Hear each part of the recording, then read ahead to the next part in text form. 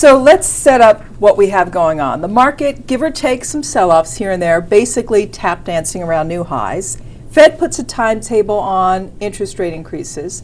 Russia starts stirring up the pot, but Cumberland is fully invested right now. Why is that? We've been in that position more or less fully invested for a long run. It's been wonderful. You list three things. The Fed put a timeline on tapering. It's gradualism, not an abrupt stop, which is what they did the last couple of times, and they don't want to shock or disturb the market. This whole flurry of 6 months, whatever that means, lasted 6 minutes.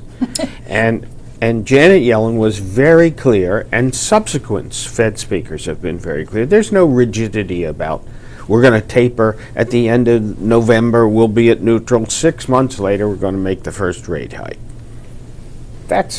No one knows when they're going to make the first rate hike. The process will be gradual.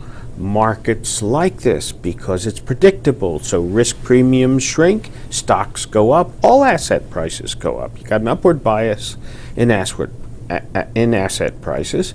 And now you have Mr. Putin and Crimea. Markets go through a shock. Crimea is a limited engagement. It's a done deal. Unless tanks move and helicopters move and troops move and we have a shooting war. If we have a shooting war, this all changes. Right. But no one expects that. Russia doesn't want a war. The U.S. doesn't want a war. Europeans don't want a war. We're not going to have a shooting war. So nothing to really upset the apple cart then, and stocks can climb higher? I think so.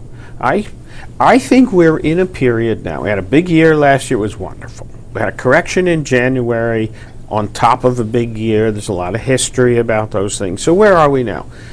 What's wrong with some mid to high single-digit return compounding for the rest of the decade, 5, 6, 7, 8? Think people would be happy with that? Well, they won't be happy because it won't be exciting.